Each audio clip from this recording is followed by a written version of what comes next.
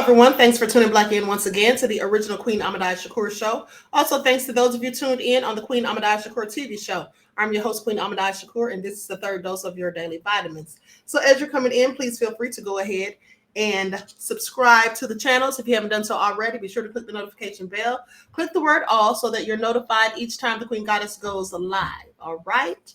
Don't forget to follow me on Instagram at Queen Ahmadiyyah Shakur. On Instagram at Dr._A Shakur, TikTok at Dr. A Shakur, Twitter at DGoddess27. All right, so let's talk about it. So I talked to you all yesterday about Carlsihia Hood and her 14-year-old son. They had been charged. You know, we spoke the day before about her being charged and her son being charged, the bail being $3 million. And yesterday we found out that the charges were dismissed. So with that all being said, she has come out and spoken, and she talks about the trauma of it all and the things that were going on with her son. And by the way, her son is a straight A student, never been in any trouble. The fact that he was arrested had to have been traumatizing for him. The fact that he even had to take someone's life in defense of his mother. No one in their right mind wants to take anyone's life. Okay, that's what nefarious people go around wanting to do. But no regular, everyday, average person wants to go around, thinks about that when they wake up in the morning, that they have to go and take someone's life, whether it's in self-defense or any other situation. Normal people don't just go around thinking about that or expecting to have to do it. So can you imagine the trauma that this young man has gone through?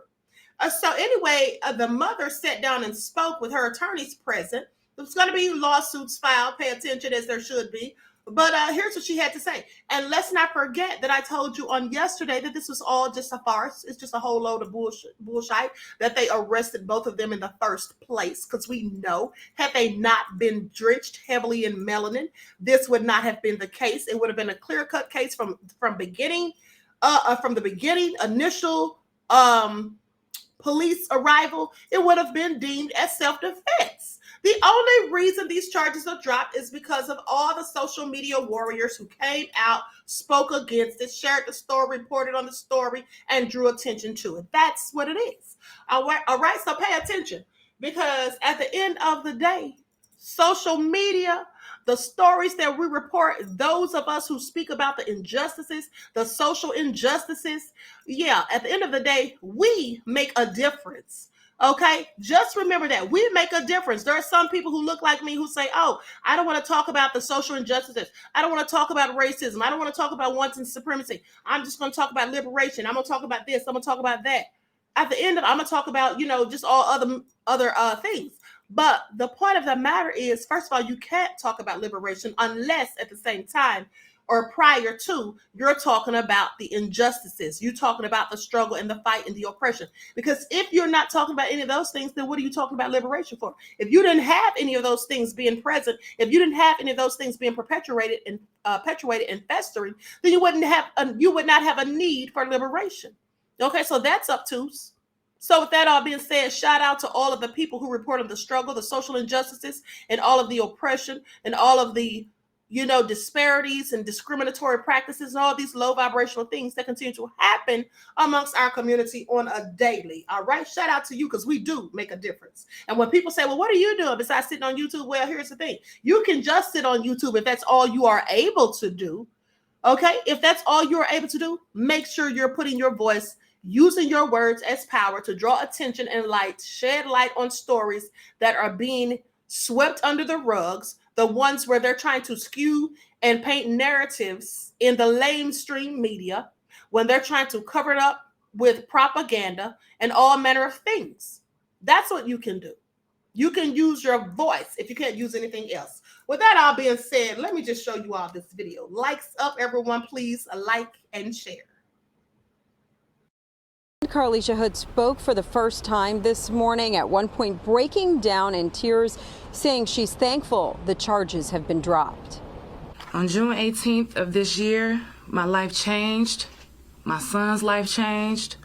Never in a million years would I have imagined being brutally attacked, beaten, and then arrested. I am thankful that the Cook County State's Attorney dismissed the case. I am also thankful to have my son with me and by my side, and also his charges being dismissed. The 35-year-old was flanked by her attorneys this morning in Bronzeville during a news conference where they announced that they have filed a complaint against the city of Chicago and 5 police officers. They claim Hood was falsely arrested and maliciously prosecuted and that she has suffered emotional distress. This lawsuit comes after Hood was charged with first-degree murder along with her 14-year-old son. The charges stemming from this incident at a hot dog stand on June 18th on the southwest side. A viral video showing Brown beating Hood as he argued with her in the carryout line, but we have stopped the video before the first punch.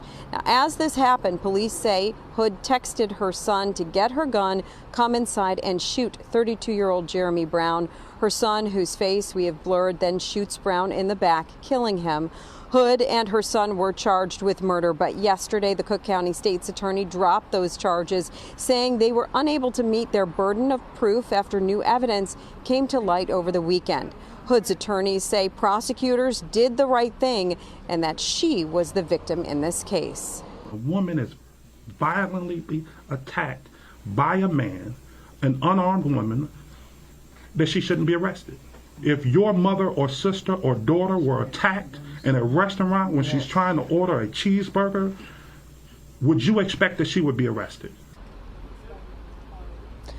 Hood and her attorneys did not answer direct questions about the incident. They would only say that she and her son need time to heal, and at some point she will present herself again and speak more in depth about what happened.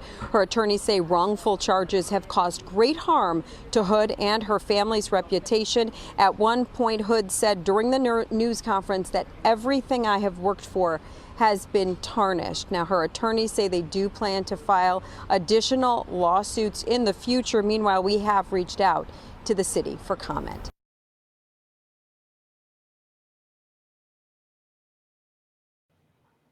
So they reached out to the city for comment and likely got none back because she didn't elaborate on it. At the end of the day, absolutely lawsuits should be filed. And another thing, and I'm sure the attorney's likely working on this, is that the young man's the charges should be removed from his record, because even though the charges are dropped, it still will show that he was in fact arrested, okay, for murder.